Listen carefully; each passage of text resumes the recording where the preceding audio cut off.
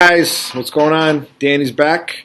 Today we're going to talk about lesson 7. Okay, lesson 7 is talks about traffic laws. Probably one of the best chapters in this book. Why? Because traffic laws are extremely important. Extremely. Basically, I look at it as let's say someone who plays sports. Not knowing the rules of the game, they could be really good, but if they don't know the rules of the game, they'll never be the best. Okay, so it's very important to know the laws of the road. I've had adults that came from different countries that took the program, that went for their driver's licenses and been driving for 10, 20 years. They come here to Connecticut or to the US and they go to take their driving test and they fail miserably. Okay, why? Because they just don't know the rules or the laws. Okay, so traffic laws extremely important. I will go and say that it's probably the most important chapter here. Okay. All right. So it says chapter objectives: identify and discuss administrative laws concerning drivings. Describe the purpose of state-issued driver's licenses. Explain vehicle ownership issues, vehicle registrations, financial responsibilities. Describe the role that traffic rules play in maintaining a safe driving environment. Explain issues related to the right-of-way. Very important. Right-of-way is extremely important to know. When I go driving during a driving lesson, if students understand the right-of-way laws and rules, we're already there. Basically, I have complete faith that you'll be a great driver. Okay. Explain traffic rules regarding aggressive driving, impaired driving, drowsy, and racing on public highways. So a lot of the things in this chapter will be talked about in future chapters as well as previous chapters. It's a little bit of everything here. Okay.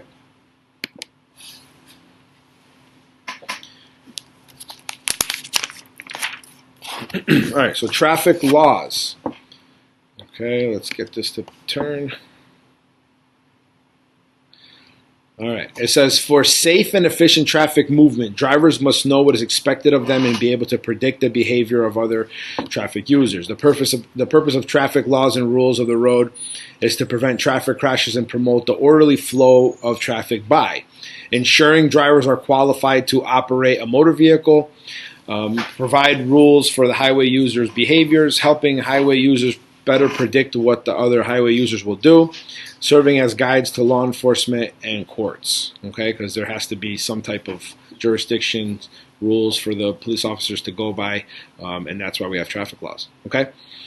Traffic laws discussed in this book are based on uniform vehicle codes. They apply in all states. They govern licensing, financial responsibility, vehicle ownership, rules of the road, vehicle operation, and driver condition, okay? Administrative laws, state laws. Hold on, I think we skipped a page. Let's just go back here.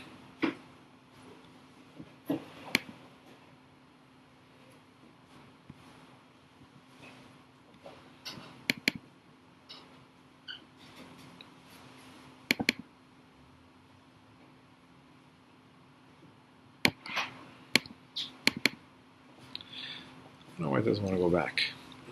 Okay, I have one here. All right, so state laws. It says each state has laws that enable state officials to control the highway transportation system. These laws set up procedures for driver's licensing, motor vehicle registrations, financial responsibilities, and equipment standards. Okay, licensing. Driver's license. Granted by the state, a driver's license gives an individual permission to operate a motor vehicle on public highways. Licensing provides legal identification of drivers. Licensing also provides a structure to verify each driver's knowledge of the laws that govern the use of the motor vehicles on public roadways and for overall safe operation of his or her vehicles. Okay, so the first license. People who apply for their first license must demonstrate that they understand traffic laws. They must pass a written test, okay? In your case, it would be the permit, as well as a vision test, okay? Applicants must also demonstrate a basic ability to operate a motor vehicle, okay? Demonstrating basic ability does not guarantee that the licensed applicant is a safe driver. On average, it takes about 5 years to reach the ability of an average driver on the highway, okay? So, again, you learn the basic laws, you get access to the road, and at that point, you have to build experience. Okay, that's the only way that you could become a good, knowledgeable driver. Driver's ed does really well to get you prepared, but there's so much more to learn. Okay, so much more. All right, licenses can be taken away. Since the state grants a permission, the license to operate a motor vehicle on public road, the state can also, for cause, take the license away. Okay, getting your driver's license is a privilege, not a right. Okay, it is a privilege. The courts may suspend or revoke a person's driver's license because of traffic offenses. In addition, the state can take administrative action to suspend or revoke licenses. All right, suspension and revocation depends upon the severity of the driving offenses. A driver's license may be either suspended or revoked. A suspension is a temporary removal of a person's license for a specific period, generally less than a year, after which the license is returned. A revocation is a more serious penalty that withdraws the driving privileges completely, generally for a period of at least a year, after which the individual can reapply for a driver's license. All right. Since most people depend on their vehicles for everyday activities such as work and school, suspension or revocation is a serious penalty. Additionally, being convicted of driving while a license is suspended, revoked, or is a serious offense, a misdemeanor that can result in mandatory jail. All right. So point systems. This is most states have point systems. Okay. We do not have a point system here in Connecticut. Okay. We have which you'll talk more about probably either during the parent class or one of the classes talks about certain amount of offenses in a 3-year period for 16 and 17-year-olds. If it's you get three offenses within 3 years, or is it two? I think it's two offenses within 3 years. You get your license. You have to take a retraining class, and that's how it works. So it's offenses now, not points. Okay, it used to be points for let's say 4 points for passing a school bus, 2 points for a red light, traffic violation, but they went away with the point system here in Connecticut. I believe places like New York might have it, but not Connecticut. Okay, so you don't have to worry about the point system.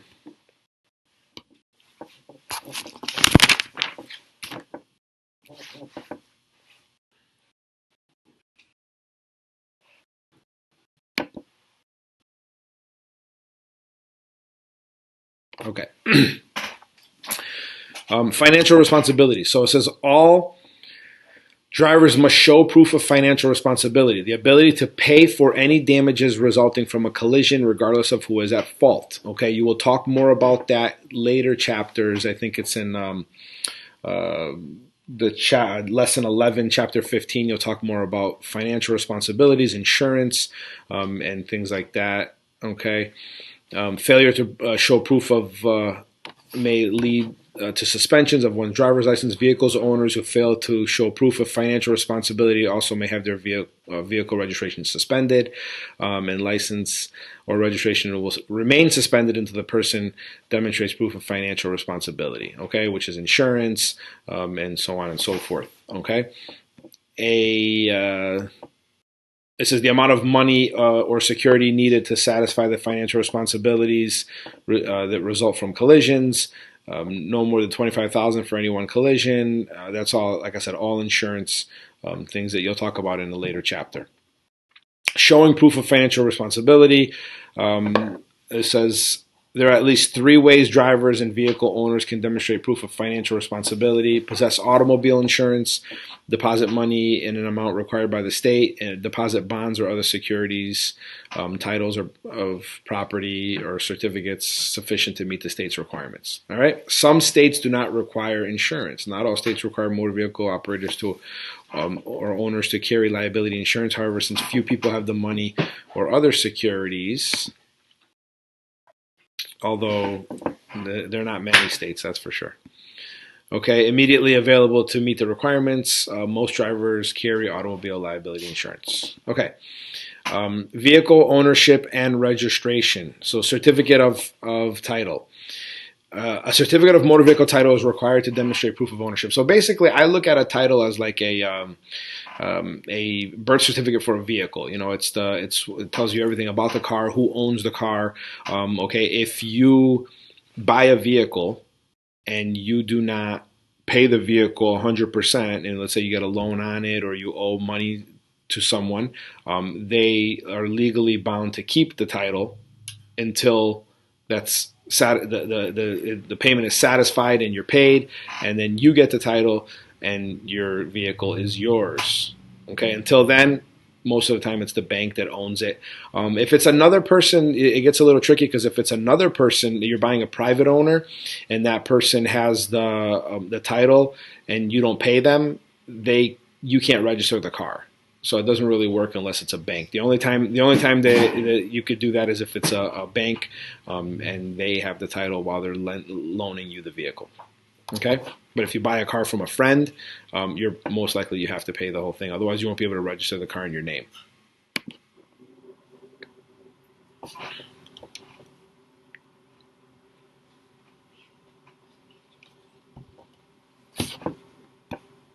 All right, what happened? I lost you guys. I lost my face is gone here. Like, what happened to you? Oh, coming back. Here it is. Okay. Sorry, guys. Sometimes the internet. This is online learning at its best. Okay. Got to be patient sometimes. All right. Vehicle registration. A motor vehicle must be re-registered periodically, typically every 1 to 4 years with the appropriate state agency. So, once the car is, your registration is expired, you have to pay, your registration again. Okay. All right. So it says rules of the road. Every state has a motor vehicle code that contains a section on rules of the road. These rules are in effect regardless of whether sign signals or markings are posted. Some of these laws regulate legal driving speed, lane usage, passage, and turning. Other laws address issues such as right-of-way and signaling intentions when preparing to stop or change direction. Still, others address driver responsibility in a collision and issues such as aggressive driving, distraction, and driving under the influence of alcohol or drugs. Okay, so these are codes. Rules of the road are codes. These are what police officers use to regulate the road and regulate us. Okay, in a lot of countries, sometimes the rules are not as strict as ours, and that's why people come here from different countries and they're like, oh, I drive good, I just want to go for my test, and then they fail. Like I said, they fail miserably because they just don't follow the rules. We do have a very good rule system here in place. Definitely, from you would only know that if you drove in different countries, and I've been to a few that were pretty free for all. Okay, now to what I was talking about earlier. Very important. If you guys do this well when you're driving with me, at that point I know you're going to be a good driver. Okay, right of way. Right of way laws are designed to help drivers understand who should be granted the privilege of proceeding first when more than one vehicle approaches an intersection at the same time. A driver can never take the right of way. It is always given by one driver to another. Just because the law states that driver A shall yield to driver B, the privilege to proceed first is not automatic. Okay, so what that means is that when you get to a stop sign, and somebody's there and you're there and they start going, you can't just go and get into an accident. You have to kind of work your way out of that situation. Okay, and sometimes it happens. Sometimes it could be very awkward. You get to a four-way stop. Oh my God, who goes first? We all got here at the same time. Use your communication skills. I get this question a lot. When do I go? What if we got there at the same time? Yes. So the rule says, the vehicle that got there first, or the vehicle to your right. Okay, but you have to sometimes take matters into your own hands, maybe wave a person on, get them out of your way, and a lot of times it's tricky, okay? But once you know how to communicate in that situation, it's very easy, I promise. Okay. Drivers cannot assume that another driver will yield the right of way to them. For instance, a Federal Highway Administration study of 40,000 drivers at an intersection controlled by stop signs revealed that 2/3 of drivers fail to stop. Thus, instead of assuming that other drivers will automatically yield the right of way, you should pay careful attention to other drivers' intentions and actions. Again, be the leader, take control. That's what I said I was talking about before. Okay? Exercising due caution. All drivers are required to exercise due care to avoid a collision. Consequently, when two or more drivers approach a situation where someone is supposed to yield the right of way, all drivers should be prepared to yield. Okay? Assume all drivers are unpredictable. That is the motto of driving. Okay? The motto of driving is assume another driver will make a mistake or not do the right thing. The faster you learn that, the faster this driving thing becomes a piece of cake. Okay? Principles of right of way. Since they frequently require personal judgment, right-of-way laws are sometimes difficult to understand or apply. The following principles can help you better understand and apply right-of-way laws. The purpose of right-of-way law is to prevent conflict resulting from one driver failing to yield to another. The right-of-way is always given. It is not something a highway user should take for granted. To be granted right-of-way, a driver must be driving in a lawful manner in other words, a driver cannot take the right-of-way by breaking another law. A driver has not yielded the right-of-way if he or she forces other highway users to slow or wait. Whoever has the last clear chance to avoid a collision has the obligation to do so. Okay?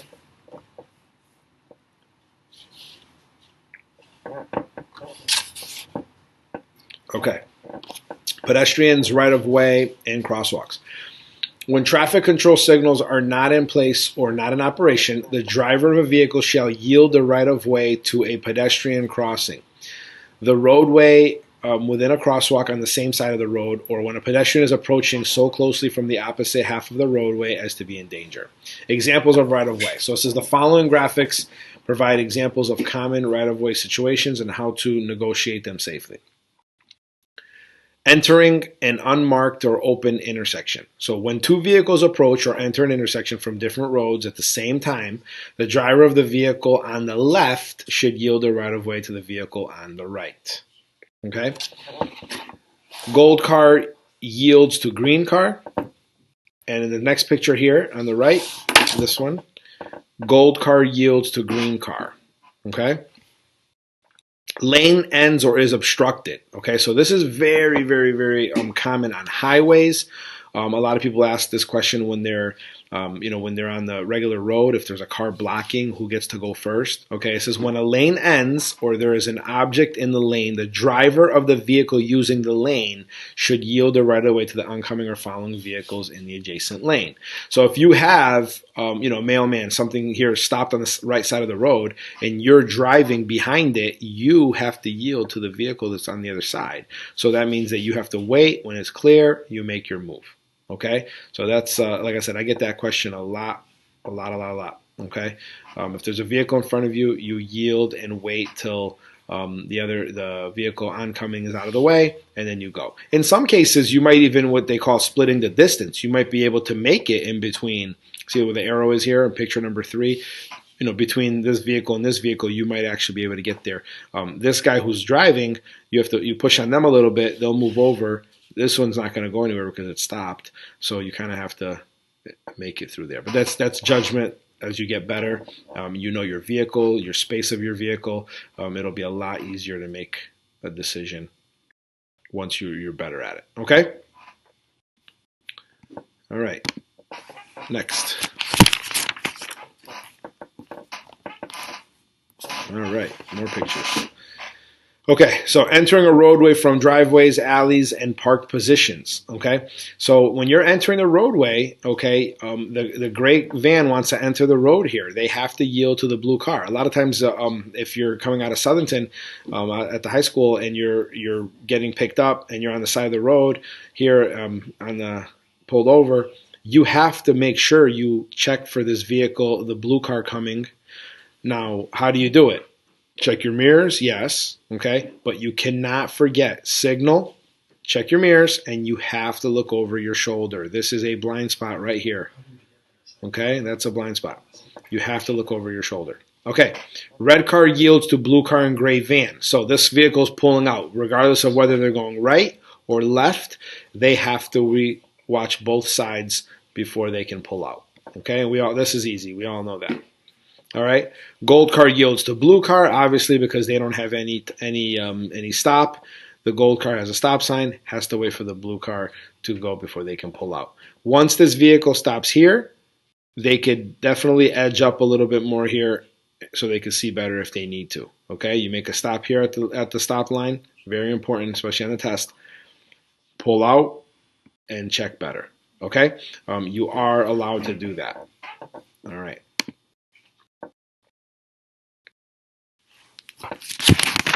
All right. So, entering intersections with signs or flashing red lights. So here, okay, the green car yields the right of way because why? Because they are going left. Okay, so if they have a car coming from, if they have a car coming from here, okay, they have to yield to that vehicle before they make their left turn because there's a car coming from, if there's a car coming oncoming from them. All right, green and red car yield the right of way to the car in the intersection. So the vehicles are already started moving. Okay, you see he already stopped. Now he's started moving already, and they have to yield to him because he got there first. Okay, green car yields the right of way to the other vehicles because why? He has a yield sign. Okay, so a yield sign is like a stop sign if a car is coming, and if not, you keep moving. So if this vehicle was to keep moving, and nobody was here, they wouldn't have to stop. But because there's a vehicle, the vehicle's on the side here, this yield becomes now a stop sign. Okay. Green car yields the right of way to these vehicles because why? Because they have a stop sign here. In front of you has a stop sign, but the sides don't have a stop sign. So it's very important. When you get to your stop, it is very, very, very, very crucial that you check each corner to see who has a stop sign. Here, in this case, in front of you does, the sides don't. You have to yield to these two vehicles before you can pull out. Okay? Like I said, it gets a little tricky, but the easy part is that every town, everywhere you go is the same. So as long as you know how to do it once, no matter where you go, it's going to be a lot easier. Okay? All right, so here the gold car yields the right of way to the vehicle that has the yellow light. Okay, they get to go first because they're already started moving. The red car yields the right of way to the car in the intersection because the vehicle in the intersection has an arrow here and they're already starting to move. Okay, so once they start to move, they yield to them because they're in the turning lane, and I'm pretty sure they have an arrow here. All right. Drivers who face a steady yellow light turn when permitted should yield the right of way to the vehicle pedestrians in the intersection. Okay, so blue car yields the right of way here. This car is already going. They also have someone in the crosswalk, so they have to wait for the person crossing and the vehicle that's already going straight here.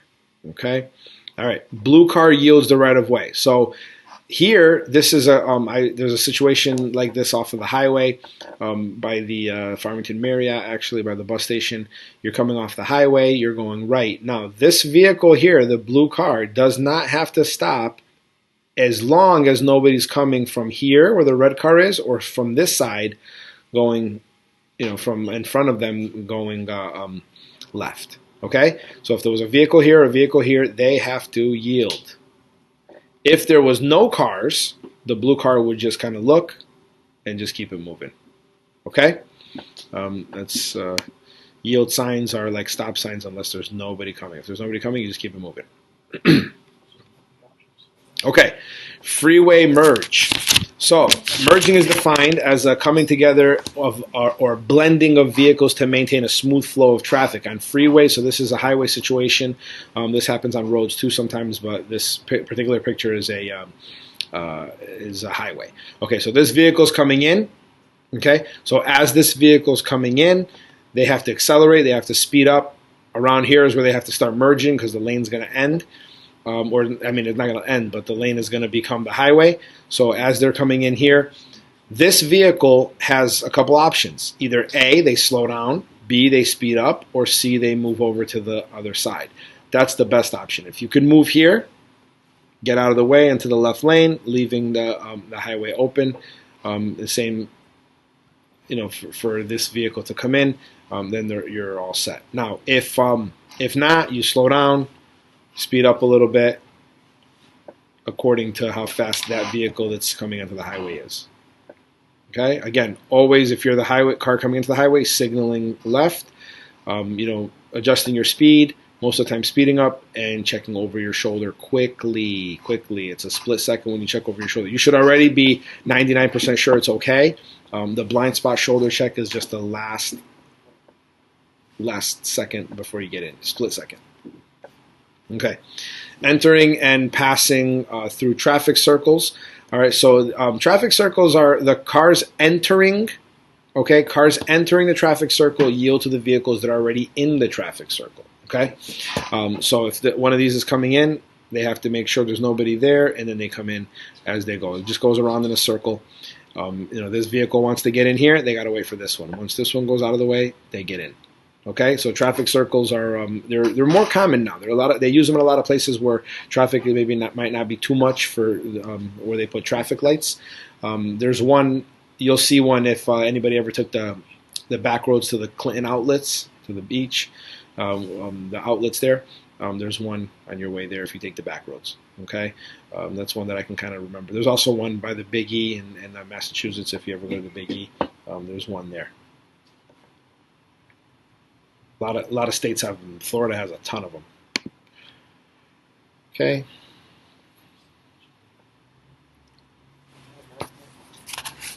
All right, emergency vehicles, okay? It says authorized emergency vehicles. So it says when an authorized emergency vehicle approaches, uses lights and sirens, all other drivers should, except when otherwise directed by a police officer, drive to a position parallel to and as close as possible to the right-hand edge of the roadway to clear the intersection, and just stop and remain in such position until the vehicle has passed. So with emergency vehicles, it could be a little tricky sometimes because you'll see other people sometimes if the emergency vehicle is coming towards you and they don't fully pull over or whatever. If it's coming from behind, then you always pull over. But a lot of times if it's coming, I will tell you, you need to pull over completely 100% because even if it's coming in front of you, at you, and you're driving, if you don't pull over, that vehicle has to quickly cut in front of you because of whatever reason. You could find yourself into a pretty bad accident. Okay, so you pull over and stop. Okay, guys, so we're going to move on to funeral procession. So it says the driver of a vehicle should not drive between moving vehicles that are part of a funeral procession. However, the lead vehicle of the procession will obey stop signs and signals when first approaching them. Guys, I've seen the things that I've seen, especially driving in the inner cities. It was just absolutely just horrible people out there, just cutting in front of other people, in front of funeral processions, not being patient, getting upset, beeping the horn at them. Oh my God, please don't be that person. You see a bunch of vehicles together like that. You see limousines. You see the hearse carrying the coffin, the casket. Please don't. Don't be that one, okay? I know you guys won't be. Just give them the time. It doesn't take as long as you think it does. It's a few cars. It goes through, and you're on your way, okay? If you're behind them and you don't want to go slow like they do, take a different route. It's so easy. I've been through so many of them.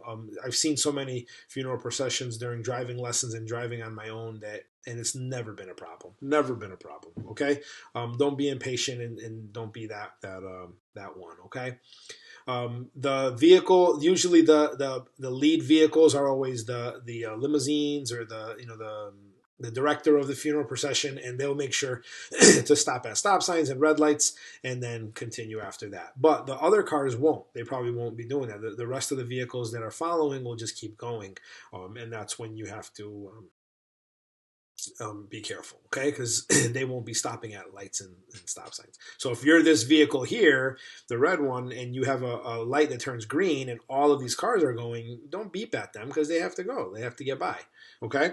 All right, so that's all I'm going to say about that. Have that respect for the people, the family that just lost someone, and they'll do the same for you when it's your turn one day, okay? All right. Pedestrian crossing situations. All right, so you have pedestrian crossing situations where there's going to be pedestrians crossing at crosswalks, and there's ones that don't cross at the crosswalks. So you're going to have to watch out for both situations. If they're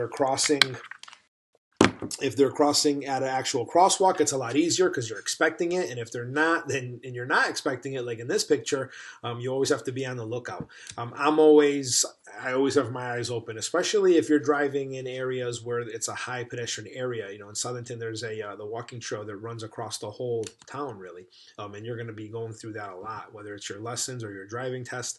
So you got to be prepared, okay? So if it says the driver of a vehicle should yield to a pedestrian crossing the road at a marked crosswalk. Pedestrian crossing the road other than in a crosswalk should yield to any vehicles on the road. A blind person with a cane or a service animal is an exception. So basically what they're saying is that if you're at a crosswalk, you have to watch out for the pedestrians. If the pedestrians are not crossing at a crosswalk, they have to watch out for the vehicles.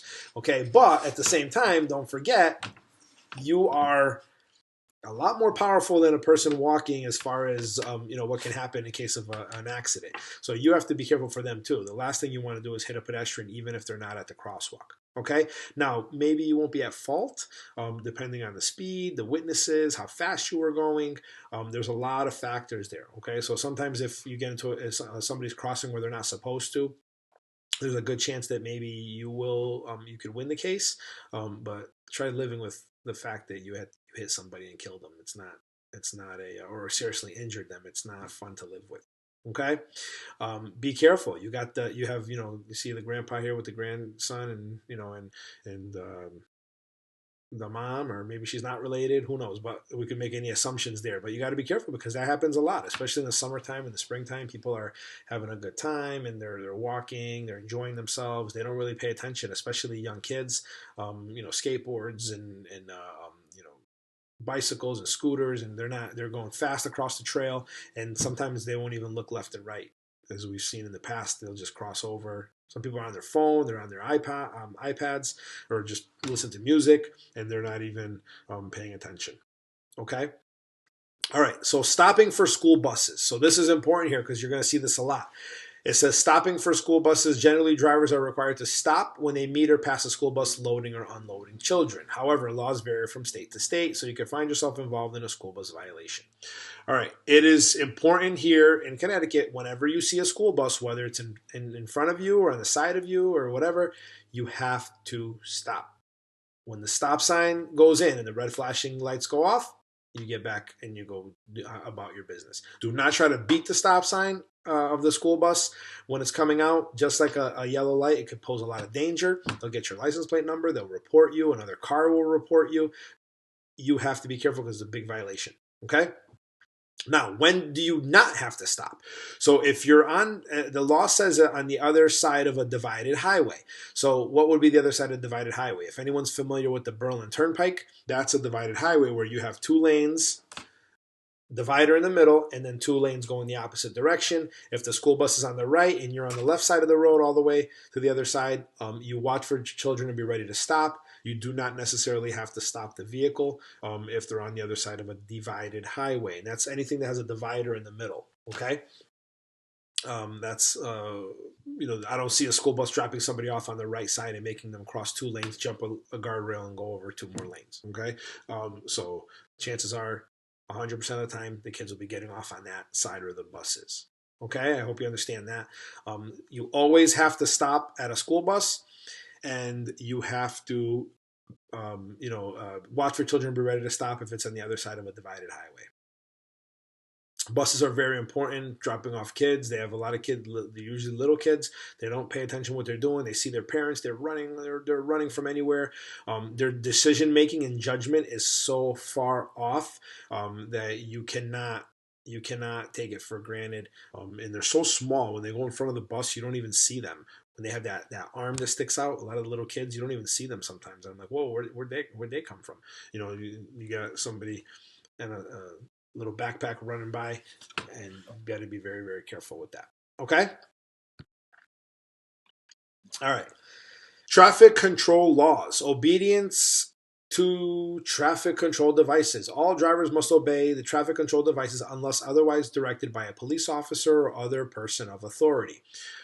So what happens here is that unless there is a police officer, a construction worker, it's a maintenance site or a firefighter or anything like that, a crossing guard, they have precedent. So whatever, you listen to them and not the traffic signals. Okay, if they are not there, then obviously you have to make sure you pay attention to the traffic signals, no matter what. Okay, so that's the only time that you don't have to pay attention to those, as somebody who's authorized to direct traffic.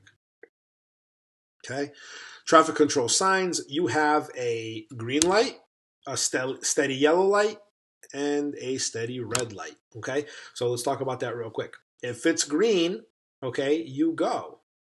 First, you could check left and right, make sure nobody's running the red lights, and then you go. That's how a green light works. Okay, a steady yellow light. Okay, when you see a steady yellow light, it will soon turn red very fast. So if you add a steady yellow light, you have to be ready to stop. Okay, it says stop if it's safe to do so. Now, a lot of kids ask me that. Hey, what do I do if the yellow light's yellow? Or I always say 99% of the time you got to stop. Okay, when do you go? When it's not safe to do so. So what are some reasons when it's not safe to do so? One, you are about to be rear-ended. So somebody's tailgating you so close that if you stop, you're going to get hit. Okay, then you probably want to go. If you're going to stop and you're going to be stuck in the middle of the intersection where there's nothing you can do, you're going to be stuck right in the middle of the intersection, you go. Okay, those are the times when it's not safe. Other than that, you have to go. Okay, it's important to. Other than those dangerous times, you have to stop your vehicle. And usually, if you're going at the speed that you're supposed to, the posted speed limit, if you're going at the posted speed limit, it's very easy to stop at a yellow light. Okay, it really is. It's you're going 25, 35, 40.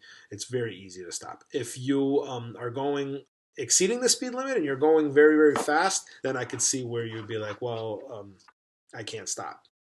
You're going too fast. Okay, it's that easy. All right, steady red light. You stop your vehicle behind the crosswalk line. If the line's not there, you stop underneath the stoplight. Okay, you can make a right turn on red if you are turning right, only right. I've had kids actually try to take a left turn on red. Not on this planet. Okay, right turn on red only if there's no sign saying no turn on red. Now, how do you do it? You have to stop first. Okay, you make a complete stop. You have to look left. Okay, you have to look in front of you, make sure there's no oncoming cars, and then you go. Okay, it's simple as that. Very easy. Can you do it on the test? Yes. We'll talk about that when we do our driving lessons. You can make a right turn on red. If you don't feel safe because there's a ton of cars coming, then you just wait. Okay, red lights don't last that long. Okay. All right, on to stop signs. It says stop sign. It says, except when directed by a police officer, every driver needs to stop at a stop sign behind the line or the crosswalk or what have you. If the line's not there, you stop in line with the stop sign, okay? But it's important to make a full stop. What is a full stop? Some say a count of 3. You stop, 1, 2, 3, and go. Okay, that's a full stop. If you look left, right, left again, it's enough time that you've stopped. Okay, but you have to do that once the vehicle has stopped. Now, can you edge forward afterwards and make sure that there's nobody coming and check? Yes, that's the law. You could do that. A lot of kids ask me, once I stop here, if I can't see, am I allowed to pull forward? Absolutely. You have to. How are you going to see beyond bushes or trees or whatever if the other sides don't have stop signs? You have to stop and edge forward and check. Okay, if it means you make a second stop, you make a second stop. If you don't have to, because you could do it as you're rolling, then you can just keep going. But you have to edge up to be able to see 100% down the road. If you're turning right, you got to look all the way down to the left. If you're turning left, you got to look both ways. Okay. All right. That stop sign. All right. Next. Drivers to exercise due care. So, notwithstanding other provisions of this chapters or provisions of any local ordinance, every driver of a vehicle shall exercise due care to avoid colliding with the pedestrian or bicyclist. So that saying is basically it's your job to try to do whatever you can to not collide with someone or something or someone. You have to try your best to try to get out of a situation. Okay? All right. Whenever a vehicle is equipped with a safety belt system, a person occupying the vehicle shall properly adjusted should wear the properly adjusted seatbelt. Okay, all children riding in the vehicle must be in appropriate child safety restraints and state passenger safety laws. So in your vehicle, it is your job to make sure everyone is in a seatbelt. Okay, if they're not in a seatbelt, you're not taking them. That's just simple as that. Okay, they have to wear their seatbelts when they're in the car. Children have special type of seats they have to sit in. That's I'm sure you read that in the manual, and there's other chapters that talk about child safety seats. Okay. Moving a vehicle from a parked position. No person shall move a vehicle that is stopped, standing, or parked until such movement can be made with reasonable safety. All right. So, emerging from driveways, parking areas, alleys, or buildings. It says the driver of a vehicle emerging from a parking area or within a business or residential shall stop the vehicle immediately prior to entering the sidewalk of such alley or building. So that's just basically telling you got to be careful. You pull into you whenever you're pulling into a parking lot, pulling out of a parking lot. Even if there's not a stop sign there, you have to treat it as if there was a stop sign because you have to check to see before you pull into traffic. A lot of times there's no stop sign and people are like, "Oh, there's no stop sign. Do I have to stop?" I'm like, it's kind of understood that you stop when you're coming out of a parking lot to see who's there before you get onto the main road. Okay, just kind of common sense. All right. Vehicles entering the roadway. So, driver of a vehicle about to enter or cross a roadway from any place other than another roadway shall yield the right of way to all vehicles. Vehicles approaching at an intersection. When two vehicles approach or enter an intersection from different roadways, the vehicle on the left shall yield to the vehicle on the right. Okay, so we talked about that earlier, where it said that the vehicle of the right gets to go first. The vehicle on the left has to yield the right of way. But sometimes people don't do that, so you got to be careful. Even though that's the law and that's the rule, you got to be very careful. You can't say, well, I know that I'm on the right, so I'm going first no matter what. Can't do it. Can't, even though that's the law. Now, the only reason why that's set in place is because if an accident happens and there's a witness, then the person who was supposed to have waited will get in trouble. But that's only if there's a witness. It's a kind of a he said, she said thing there. You got to be careful. So I always say avoid the accident, and you don't have to worry about it. Okay. All right. So, driver on the right side. I'm sorry. Hold on. Speed laws. So, what is a good safe? It's the speed limit is the maximum posted speed limit. So you cannot go faster than the maximum speed limit, and the minimum posted speed limit is in case of like weather. So if you have rain or snow, snow, you reduce your speed by half. In rain, you reduce your speed by 10 miles per hour. That's the minimum, and then the maximum is the number posted. Okay. Now they say, well, can I go a little faster than that? Legally, no. If a police officer says what's the maximum you can go in a 25, you're like, oh, I think I can go like 27, 20. No, not even 26 by law. Okay. But most people, they go a little faster. You're not going to get bothered 2 or 3 miles over the speed limit. But the actual law says it's 25. It's 25. That's it. Okay. All right. Drive on the right side of the roadway. So it says, this is important. So upon all roadways of sufficient width, a vehicle shall be driven on the right half of the roadway except as follows. When overtaking and passing another vehicle, traveling in the same direction. Okay. When an obstruction exists, making it necessary to drive on to the left of the center of the highway, any person would then yield the right of way to all vehicles traveling in the proper direction upon obstructed portions of the highway. So you can go around the person as long as nobody's coming in front of you, and you have to be careful, okay, that nobody is coming to you. All right. Same time and near emergency vehicles. Many states have laws designed to help protect operators of emergency vehicles and law enforcement, okay? They have what's called a move-over law. So it's very important that you understand what that is. The move-over law is that if you see an emergency vehicle, fire truck, service vehicle, police officer, state trooper type of vehicles, you have to move out of their way. So two things. Either you reduce your speed under 20 miles per hour under what you're doing and slowly drive by them, okay? or move over to the middle lane. And that's the one you should do first. If you can't, then you do the 20 miles per hour under the speed limit to make sure you do safely go. And the reason for that is because a lot of first responders got killed or hit and gotten hit in a car accident, or their vehicle got struck. Many on the highway, you got to imagine you're going 60, 70 miles an hour, and you don't see the police officer pulled over and they've lost their lives. Okay, so that's why they came up with the move over law, and it's a very hefty fine, and there's no forgiveness there if something happens there. So if you see a vehicle pulled over, especially on the highway, you move into the middle lane or you drive by them very, very, very slow. Okay, remember that. Very important. Don't forget that I said it. Okay. I'll ask you when you go during your driving lessons, do you remember the move over law? And I want you to tell me what I said, okay? All right. Following too closely. Drivers should not follow another vehicle more closely than is reasonable and prudent, having due regard for the speed of such vehicles and the conditions of the highway. So, tailgating is never a good thing. You tailgate, you're gonna get yourself into an accident, and it's going to be somebody slams the brake, and guess what, it's going to be your fault. Okay, you're going to hit them and it's going to be your fault no matter what. Okay, hitting from the back is always the fault of the person that does the tailgating and the hitting. All right, signals. There's a couple different methods here for signaling. You have this is more. I see this more as a for motorcycles. Not a lot of cars use this, but left turn is sticking your arm all the way out. Right turn is you hold it up in the air, and stopping is holding your arm downwards. That's slowing down or stopping. You'll see that with a lot of motorcycles that are following those rules, and be familiar with what that looks like. All right, turning movements and required signals.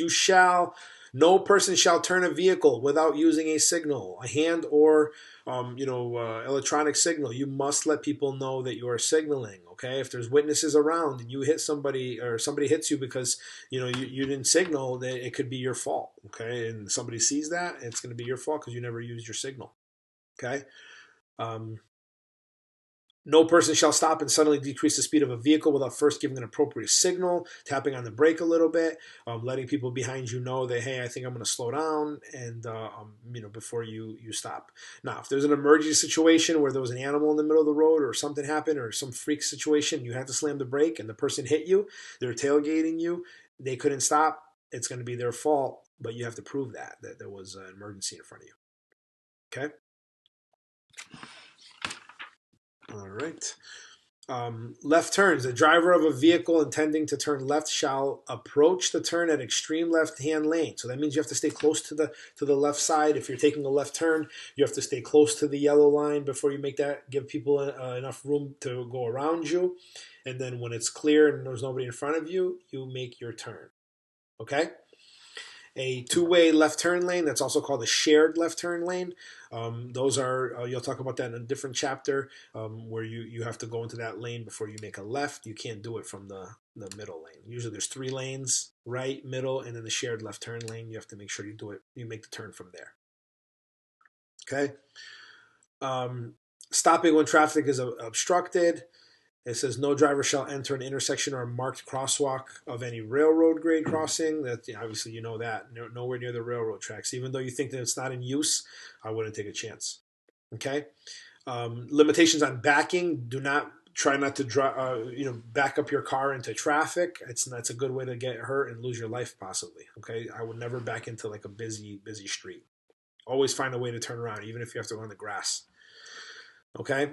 Opening and closing vehicle doors. Be careful because you can get your car ripped off, or you could do the one hitting. So you got to be careful with people opening and closing their doors whenever you're driving on a narrow road or there's cars parked. Unattended motor vehicle. No person shall leave their vehicle unattended without first removing the keys, locking the ignition, and setting on the parking brake. Okay, you cannot leave your vehicle unattended. If something happens, if somebody steals your car at a gas station because you left the car running, that is your fault. Okay, a good way to lose your vehicle. I've seen it happen. All right, aggressive and reckless driving. That is something that we're going to talk about in some of the drug and alcohol classes. We're going to watch a video on that. So there's going to be a lot of stuff on the reckless driving and road rage. Now, reckless driving. Remember, it is 20 to 25 miles per hour over the posted speed limit. So if the posted speed limit is 25 and a driver is going 50 miles an hour, that's reckless driving. You will get your car taken away and possibly arrested. Think about how many people do 50 and a 25. A lot. Trust me, I've seen it. Okay? That's reckless driving. That's not even speeding anymore. And if you're in a school zone, oh, forget it. You're getting your car taken away and arrested. Especially depending on the police officer and your reaction to what they're telling you. You can get yourself in a lot of trouble there. Okay?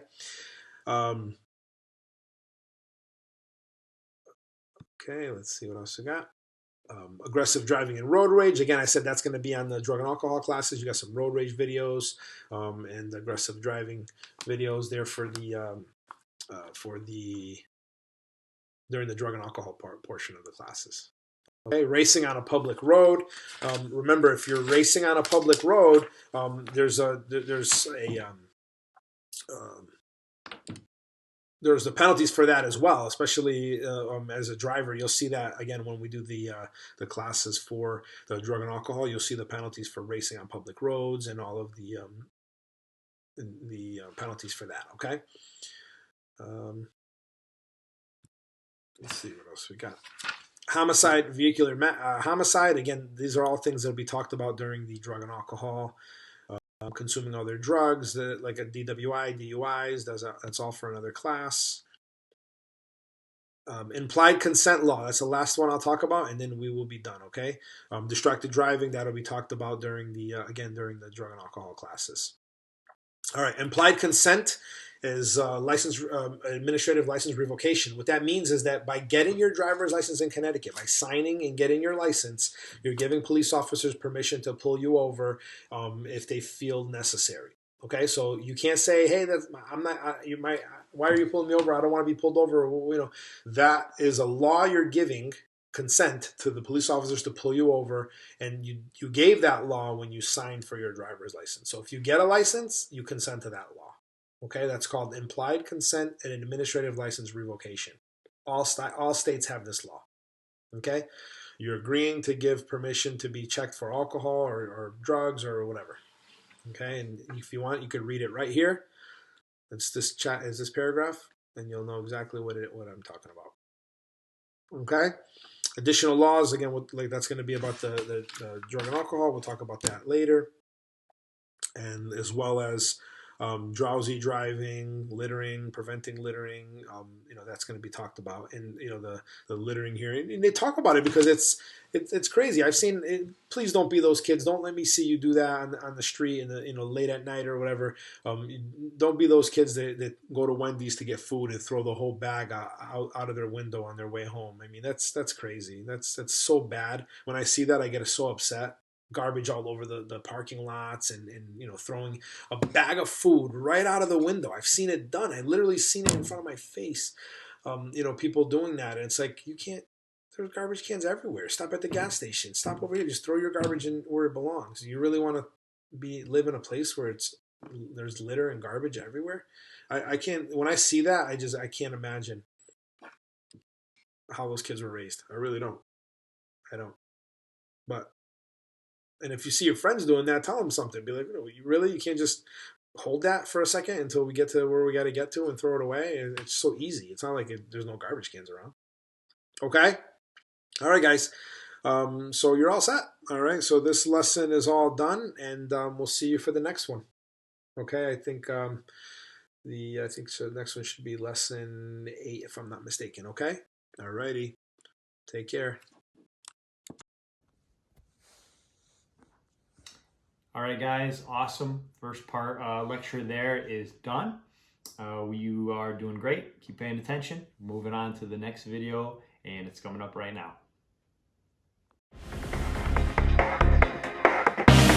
Hi there, Smart Drivers. Rick with Smart Drive Test talking to you today about right of way at different intersections for the purposes of a road test. Now, just before we get started here, be sure to hit that subscribe button about there.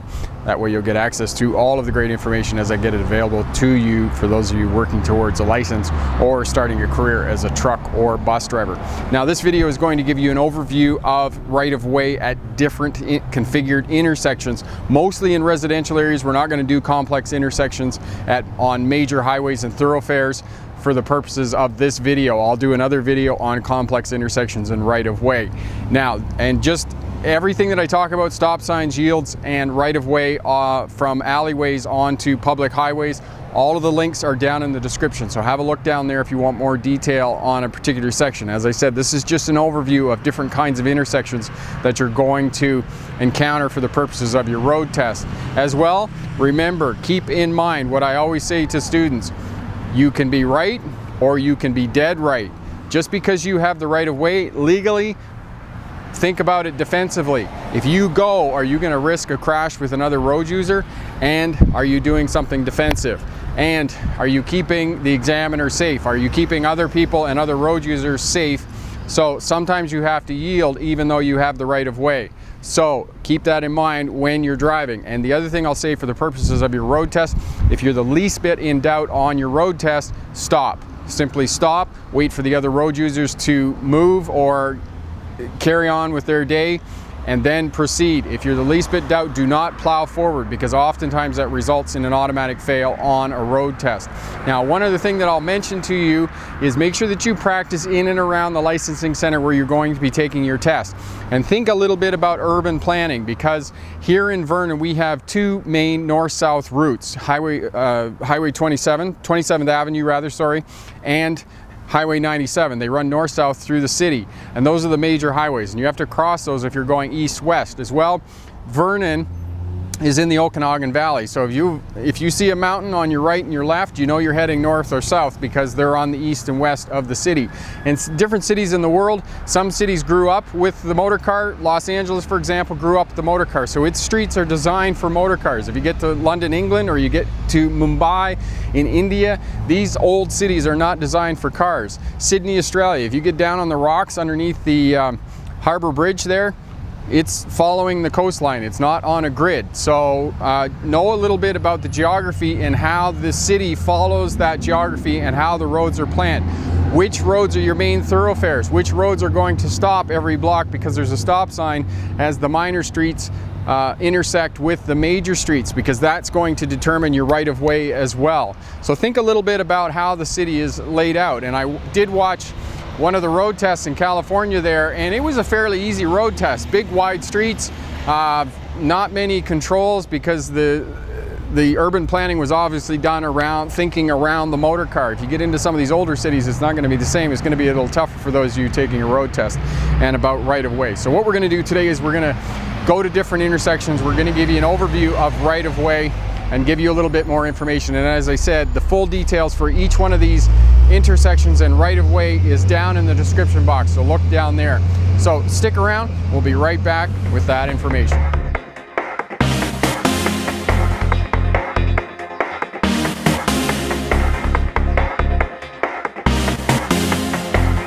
Hi there, Smart Drivers. Rick with Smart Drive Test talking to you today about right-of-way. This video is giving you an overview of right-of-way in residential areas. Now, just before we get started here, this was a request by Zij Zay. It's capital Z, I, J, capital Z. That's his username and his YouTube channel, so check that out. And requested that I give an overview of right-of-way, and this is residential areas. It's not complex intersections, it's just residential areas, so controlled and uncontrolled intersections. And for the most part, you're not going to find uncontrolled intersections in residential areas. If you're turning off a major thoroughfare onto a minor roadway, then yes, it's going to be uncontrolled, but you still have to give the right-of-way to other road users that you might conflict with. So for example, if there's pedestrians or bicycles and you're making a right-hand turn and they're coming up, you're going to have to shoulder check and ensure that they're not crossing the roadway, because if they are, you have to give the right-of-way to them.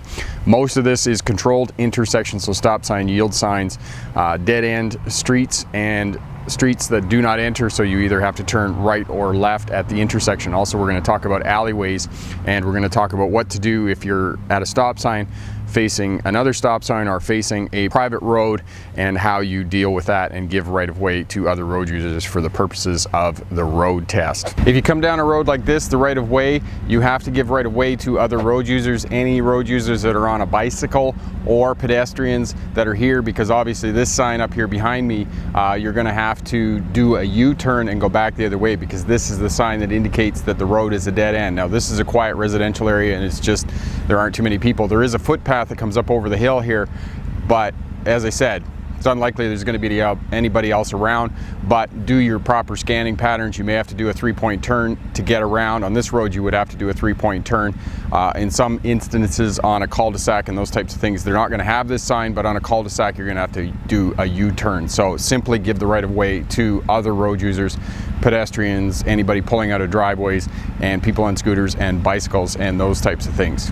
This sign here behind me indicates that you either have to turn right or left at the intersection. There's also a yield sign at this intersection, so you have to give the right of way. You have to yield to all other road users in the intersection, vehicles, pedestrians, bicycles, and people on scooters. So before you can proceed through the intersection, you have to give the right of way to all other road users. You may have to stop, you may not. So as you're proceeding towards the intersection and see the signs, which at this intersection you can see in the image here, there's a yield sign, there's a do not enter sign, and there's the sign indicating that the road comes to an end and you either have to turn left or right at the intersection to proceed. So as you're coming up, be prepared to stop. You don't necessarily have to stop, but go slowly, proceed around the intersection whether you're going left or right, and give the right of way to all other road users in the intersection. Behind me here is an alleyway. There aren't any traffic controls at the alleyway, so you have to give the right of way to other road users, cars, people on scooters and bicycles and children, those types of things, because we are in a residential area.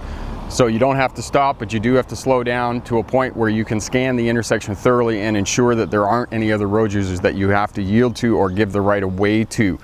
But for the purposes of a road test, it's unlikely that an examiner is going to take you down an alleyway. And just as a side note, on these alleyways, in most of the driving manuals, they say that you need to proceed at a speed not faster than 20 kilometers an hour or 12 miles an hour. In these alleyways. Probably in most of the states it's going to be 10 miles per hour. If you are thinking that there is a possibility you could be in an alleyway for the purposes of your road test, just make sure you look that up in your manual before going down for your road test. This intersection behind me is an uncontrolled intersection. There aren't any signs behind me to control how you act at the intersection. So whether you're going left or you're going to go straight through, because there's a bit of a jog here at this intersection, you simply need to give the right of way to other road users, and you may have to cover the brake because you can see there's construction work being done behind me here.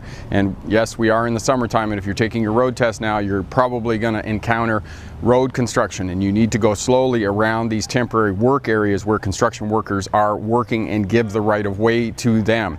So proceed slowly. You may have to cover the brake, and I'll put a video up in the corner over here on this side for you on covering the brake and being prepared to stop in the event that one of these construction workers accidentally steps out in front of you or there's another road user, because this is a residential area and there could be cyclists and children and pedestrians and people with mobility challenges on scooters and those types of things.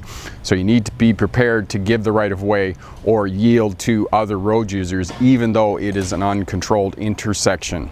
Construction zones. Now that we're in the summertime and you're taking your road test in the summertime, you're going to have construction zones, and you have to obey the signs, the temporary work signs around construction zones. And you can see the flagger here in the background. You have to obey the directions of the flaggers and other traffic control people. If you are in an emergency situation and you have a police officer directing traffic at an intersection, do not obey the traffic lights, rather obey the instructions of the traffic control person, whether that's a flagger or whether that's a police officer or whatnot. Now, construction zones, I was just talking to the two flaggers here behind me, and unfortunately we had a flagger that was hit in a construction zone in Burnaby yesterday, and she's all right, fortunately. But know that when you're in construction zones, you got to take a deep breath, know that it's construction season, and take your time and give the right of way to other road users. If somebody gets aggravated or starts to exhibit signs of road rage, just, let them go and have their crash somewhere else, as I've said. So just take a breath, take your time, give the right of way to other road users, and help other vehicles and traffic move through the construction zone, and you'll get through the construction zone. And as well, the flaggers and directional people that are there to help you out and facilitate the flow of traffic through these construction areas, because what they're doing is they're making our roads better so they're nicer to drive on. And if you do not obey the directions of the flagger during your road test or do not obey the signs, unfortunately most of the time that's going to be an automatic fail. So make sure you take your time, give the right of way, and yield to other traffic and road users in and around the construction zone. Especially keep an eye out for construction workers and make sure that you obey the directions of the flaggers, and you know, give them a little wave, because it doesn't take any time out of your day to be nice. Quickly talk about roundabouts here. These are beginning to make an appearance on the driving landscape here in North America, and I'm sure those in the UK, Europe, Australia, and other places that have prolific roundabouts, they're having a bit of a chuckle at our expense of new and veteran drivers having challenges learning how to use roundabouts. When I moved to Australia in early 2000, and they have tons and tons of roundabouts, there was a bit of a learning transition. You have to scan the roundabout back far, and you have to predict what the traffic in the roundabout is doing, and you have to be prepared to both go and stop at the same time, because as you can see on the sign here, it is a yield sign or give way to other traffic in the roundabout. Now, if you're driving on the right, you go through the intersection or the roundabout in a counterclockwise direction, and you give the right of way to vehicles approaching from the left. If you're on the left side of the road, you're going to go through the roundabout in a clockwise direction, and you give way to traffic that's approaching from the right. The other thing, a lot of people are confused about signaling in a roundabout. Think of it like a conventional intersection. If you're going left, signal left. If you're going to go right, signal right as you're approaching the roundabout. Now, lots of the legislation in and around the world says if practicable, which means if you can, signal your intention to leave the intersection. So for those of us that are traveling on the right, if you're going straight through, put the right signal on to indicate that you're leaving the roundabout, and if you're on the left, put your left signal, or if you're driving on the left side of the road rather, put your left signal on to indicate that you're going to exit the roundabout. That just indicates to other traffic that you are in fact leaving the roundabout. So that's a bit of giving right of way and yielding to other traffic in a roundabout. And like I said, I'll put a complete card up here for you in the corner on roundabouts. Have a look at that if you want more information about roundabouts. This intersection behind me is a T intersection, but other than the stop sign, there aren't any traffic controls at this intersection. There isn't a sign telling you that it's a T intersection. So this is why it's important to go and practice in the area around the licensing center where you will be taking your road test, so that you can get familiar with these intersections and know that it's just a stop sign.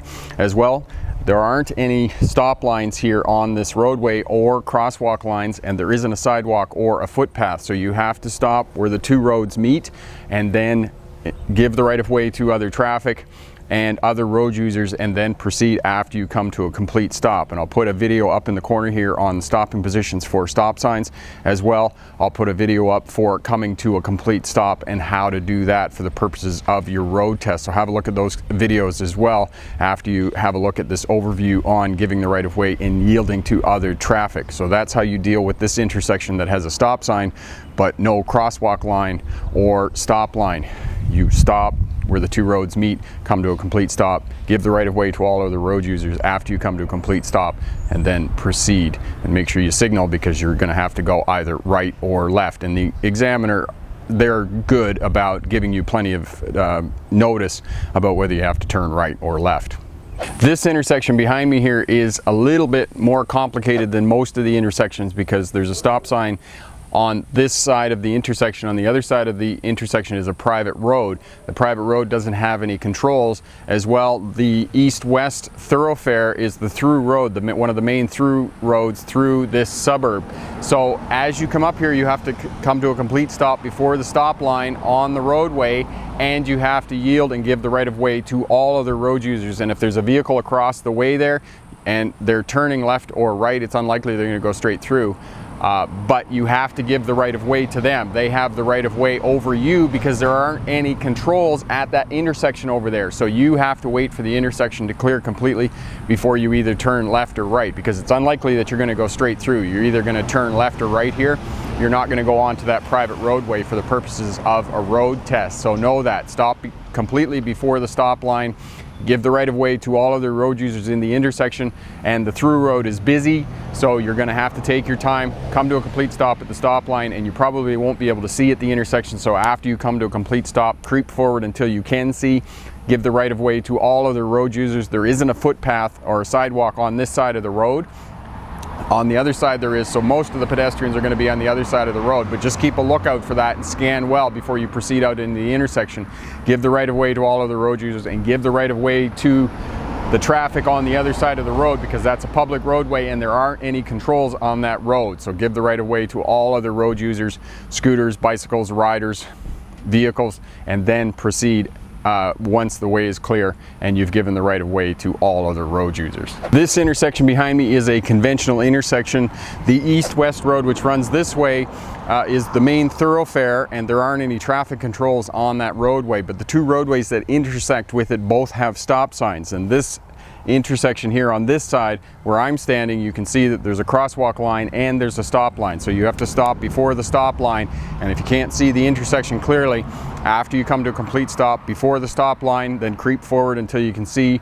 Give the right of way to all of the road users, pedestrians, bicycles, and riders and people on scooters, because there is a bicycle lane that runs along the main thoroughfare there, so watch out for cyclists as well. And as well, this is on a bit of a downhill, so if there are cyclists, they're going to be screaming down the hill probably at 40-50 kilometers an hour, or 20 or 30 miles an hour if you're in the United States.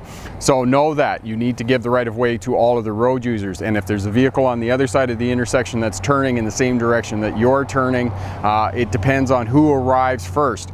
So if you're proceeding straight, you've got the right of way. If the other vehicle is turning and you're proceeding straight, you have the right of way. If you're turning and the other vehicle is proceeding straight, then that vehicle has the right of way. So know that in terms of right of way and yielding to other traffic. But for the most part, when you come up to these intersections at the stop sign, stop at the correct position completely. And then when if you can't see the intersection and get a clear view of the cross traffic, then you're going to have to creep forward, treat it as a yield, give the right of way to all of the road users, and then proceed. And in North American cities, this is going to be the most common at these conventional crossroad intersections, that you're going to have a stop sign and you're going to have a main thoroughfare, as I talked about in the introduction with urban planning and the layout of different cities. And again, it's important that you practice in and around the area where you're going to be taking your test. Just simply go to the map and pick 10 to 15 minutes of drive time out on a radius from that driving center, and that way you can practice in and around that area over the course of practicing and preparing for your road test. The intersection behind me is a four-way stop. Four-way stops can be a bit complicated for new drivers. First person to arrive or the vehicle on your right. If you arrive and another vehicle arrives approximately at the same time, let the vehicle on your right go. And know that you're going to take turns. So your line of traffic is going to go and then the cross traffic is going to go. Now, if two vehicles arrive at the same time, the vehicle across from you and you, the straight through vehicles have the right of way over the turning vehicles. But once that vehicle proceeds straight, and if you're going to turn, it's your turn immediately after that turning vehicle. And I'll leave down in the description box there, I'll leave a link to the full video on four-way stops that'll give you more information about four-way stops and the right of way and whose turn it is as a four-way stop, because as I said, to the uninitiated, they can be a bit complicated. And if you're not sure, just go out to one of the local four-way stops, sit at the corner for a few minutes and watch how the traffic moves through the intersection. That'll give you a better understanding of how to move through a four-way stop, because as well, when they're busy, if you go, the traffic oftentimes across from you is going to go if both of you are proceeding straight through. So as well, again, know that you have to come to a complete stop before the stop line. Give way to other road users, bicycles, pedestrians, and people on scooters and those types of things.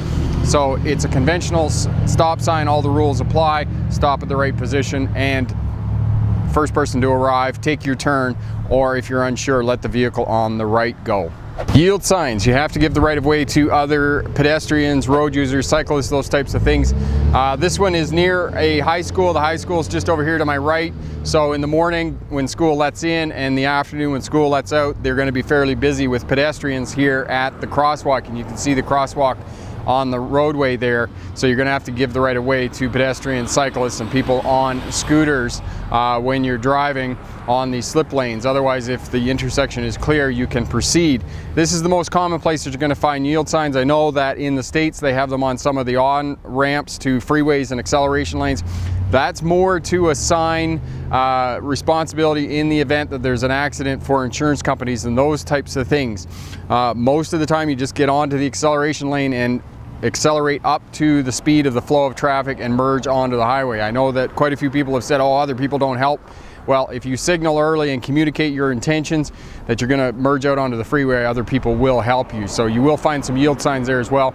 And the full videos on yields, I'll leave those links down in the description box there, and you can get more information on yield signs. But just know that you need to give way for other road users. You don't necessarily need to stop. You could just slow down until they attain the sidewalk or the concrete island.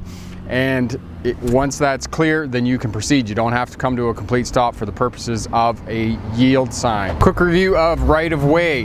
The first one is going to be a stop sign at a T intersection, and you have to stop at the correct stopping position before the stop line, before the crosswalk, or where the two roads meet, and give way to the other road users on the roadway. Stop at the correct position. If you can't see, then creep forward and treat the intersection as a yield.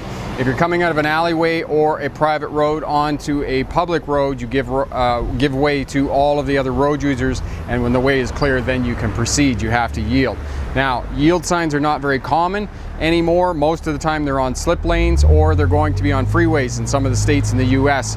I know in California and in the state of New York, they have yield signs on acceleration lanes where you merge out onto the freeway, and for the most part I believe that that's about assigning responsibility in the event that there is a crash for the purposes of insurance. You don't really pay heed to the yield sign, simply get up to the speed of the flow of traffic and then merge onto the freeway. And I have other videos, and I'll put those down in the description there. It's unlikely you're going to find a yield sign at a conventional intersection. Now, if you come up to an intersection and you're at a main thoroughfare and there's a stop sign on your side and one on the other side of the road, straight through traffic has the right of way over turning traffic, so you have to give way. One of the intersections we saw in the video there was a T intersection, but on the other side was a private road. You have to give way to the private road and to all other road users. Stop at the correct position and proceed when the way is clear after you've come to a complete stop. And again, you might have to creep out so you can see the intersection before proceeding. Four-way stops, first person to arrive or the vehicle on the right. If you're unsure, let the vehicle on the right go. Now, first person to arrive, the different cross traffic is going to take turns. One side is going to go and then the other side is going to go. Now, if you come up to the intersection and the vehicle across from you is turning and you're proceeding straight, the straight turning traffic has the right of way over the turning traffic. And that is the way at most intersections. Straight through traffic has the right of way over turning traffic.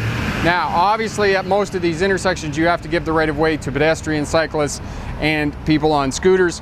Those are vulnerable road users, and you have to give the right of way to them. And as I said, also take note of some of the urban planning. Which streets are your thoroughfares, which you don't have to stop every block. And some of the residential areas, you're going to have to stop every block, every couple of blocks, because there's going to be a stop sign and you're going to have to proceed across a main thoroughfare. And some of the main thoroughfares are going to be busier than other places. If you do get out onto a main highway, oftentimes you're into traffic lights and those types of things. And as I said today, this was just covering right of way and giving way in residential areas. It wasn't for traffic lights and out on highways and those types of things. I'll do another video on complex intersections and provide an overview of right of way.